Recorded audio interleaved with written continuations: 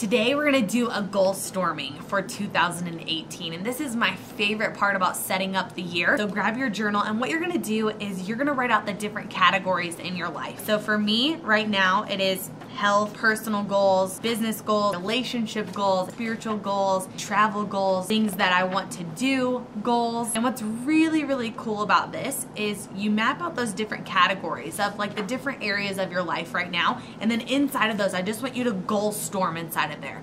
Like, I don't want you to have an idea and then you'd be like, oh no, that's too crazy. Everything that comes to mind within health goals, I want you to write it out. Maybe it's like, I want to have a six-pack this year, or I want to lose 30 pounds, or I want to run my first 5K. You know, just list them out and just storm. Like, they don't have to be correct and they don't have to be set in stone. Everything that comes to your mind, that's what's cool about a goal storm, is that, you know, you just write it down and there is no like, I'm gonna do this or I'm not gonna do this. If it comes to mind, write it down. Then move on to like business or career goals. Like, what are your goals for this year in those areas, and just write them all out.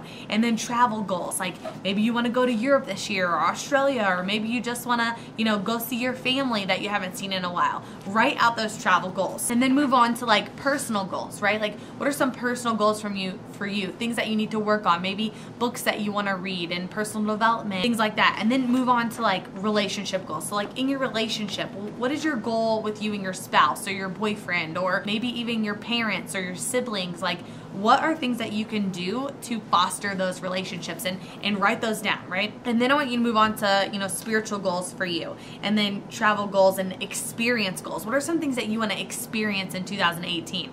It doesn't matter if it's like fly a helicopter or go to the ends of the earth, like write it down, all right?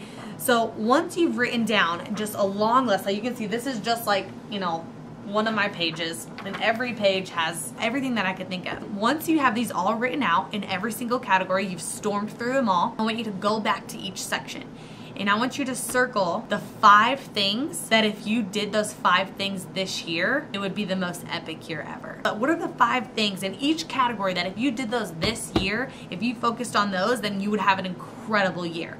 So go back right now, circle those top 5, and then I want you to collect them.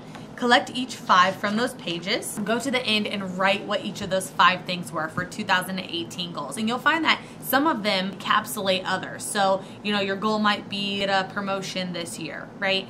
And you might also have another goal that's like, you know, make X amount of dollars this year. Well, that promotion probably helps raise the bar of that extra revenue, extra money that you want to make this year for your household income.